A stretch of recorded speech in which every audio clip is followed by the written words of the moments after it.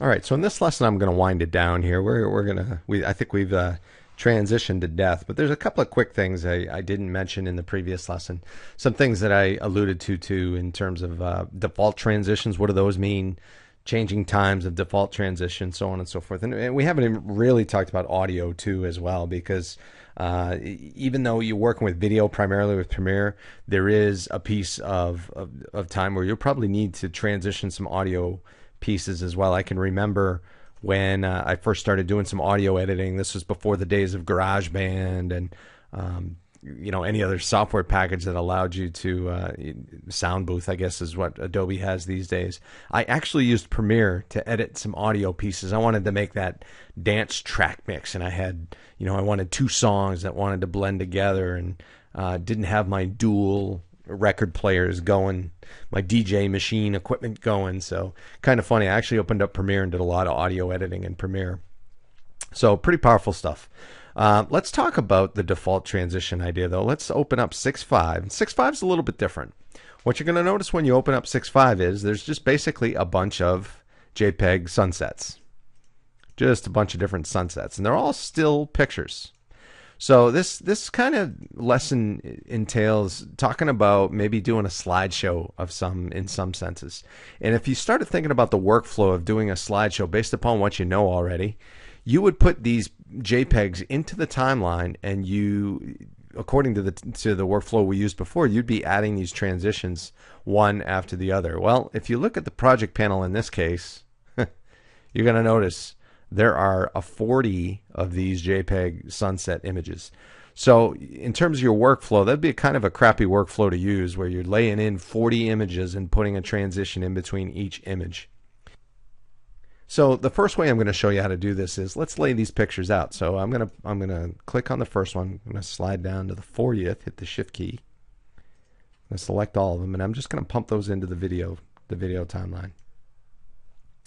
The cool thing that Premiere does is, even though they're JPEG images, they all laid out, and you'll notice that it just didn't lay them out as for a second. So there's a default time display here. Every picture got 4 seconds. So as I play this, you'll see every still picture has, I guess it's 5 seconds maybe. Is that what it is? 10, yeah. I guess they're all 5 seconds. So again, the workflow idea here would be, all right, I'm going to go in and I'm going to cross dissolve and throw a cross dissolve in each one of these, which I hate to break this to you, but if you wanted to use different transitions for in between each picture, like most people do when they go to Jamaica or something crazy like that, and they come back with a photo album. They want the cool the page curls and the 3D box flips and the dissolves that have waves that come over the pictures. So if you're into that kind of thing, you got to go with the old school workflow, and you got to actually manually place all these transitions out. But let's say maybe you want just a one transition laid out over the course of the whole entire video. Very easily, you can go to video 1. You've got the sequence 1 you got going on. If you head over to the sequence menu, you will see. Oh, wait a minute! I forgot to select. So let's select video 1. So we are going to go. So what I'm going to do is slide over all the pictures. So I'm selecting all the pictures. I had a menu that wasn't coming up when I saw it. So now this is crazy. Let me zoom in, or zoom out, I should say. I'm going to highlight all the pictures. Now I'm going to go up to sequence, and hopefully I'll get what I want there. Yeah. Apply default transitions to selections. Now, before I do this, I had mentioned this in a previous lesson. Notice the cross dissolve over here has a pink line around it. That is the default transition. That's the indicator that is the default transition. If you want to change whatever the default transition is, well, I don't know, let's say I want an additive dissolve and I want that to be the default. If I right click on that transition, there's only one option, set selected as default transition. I select it, and look, lo and behold, the pink square forms around the additive dissolve. Don't want to do that. I want to keep it as the cross dissolve. I've highlighted all my pictures. Here we go. I go to sequence and I say apply default transitions to selections. What's going to happen is, once I zoom out, you'll notice now all of your pictures have a cross dissolve in between. Let me play. And everybody go, ooh, watch the crust dissolve. Oh. So you've just, in essence, put 39 crust dissolves in between each picture. Kind of a cool feature. Let me show you something else. We did this at the very beginning when we were talking about storyboarding. Let me get rid of, we're going to backspace all of those out. And I want to show you the automate to sequence. So let's go back to the project window. And I'm going to go back and select all 40 pictures. We did this when we did a storyboard. There's a button down here. If you look down at the bottom of the project panel, there's a button called Automate to Sequence. And I kind of briefly covered this at the beginning.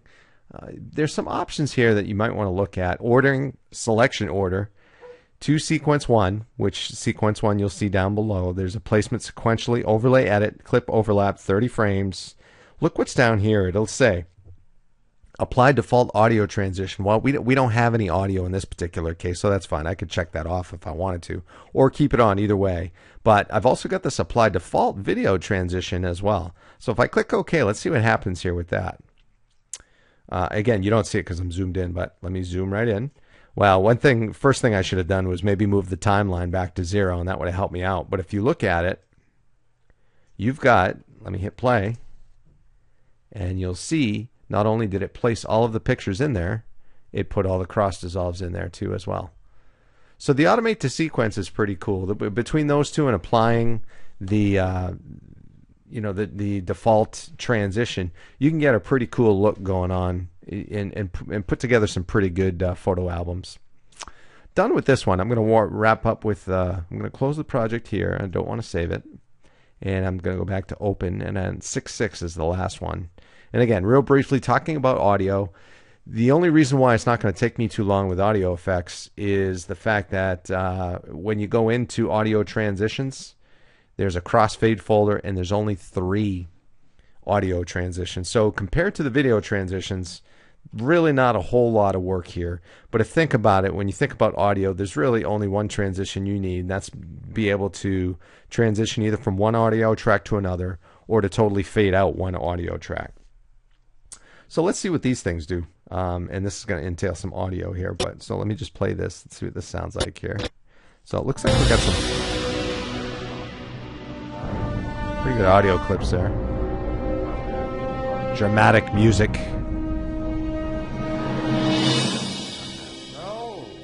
Okay, so we're layering out some audio clips as well as the audio from the video. We are going to grab the constant power, which if you look at it is the default audio transition, and we're going to drag that at the end of audio 2. You'll notice it shows up just like a transition. Let me zoom in. Shows up just like a transition. You'll see it right there. And all this is doing is changing the volume of the track. So let's play the end there. I am a slave to no man. And you hear the audio. You hear the audio at the end of that track just cut right out on you. Let's change the duration of that. You'll see what I mean here. Let's bump that duration up. Yeah, instead of doing that, let me double click in there to get rid of all of it. And then we'll make it a let's make it a 5-second duration. 500, again, seconds and frames, right? So we got a 5-second transition, and now you'll probably hear it a little bit better. And it's going lower right now, lower, lower, lower, and it's gone. Okay, so you hear that that audio transition there. So you can actually add a transition to the beginning of this too as well. And let's say I just pop this down here, and we make that duration, I don't know. Oh, wait a minute, I'm on the second one already. So I made that bigger. Let's make the first one bigger. There we go. I want to click on that duration. And let's make that nice and big. And you'll see what happens at the beginning. Hit the home key. Tonight. And you see how that music fades in.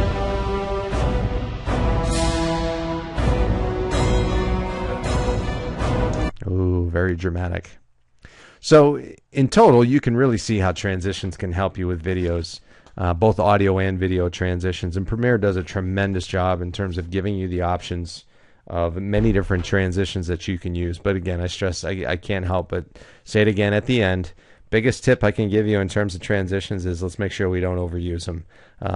Make sure you have a reason for using them, and you will be known as a professional movie maker very, very soon. Talk to you in a bit.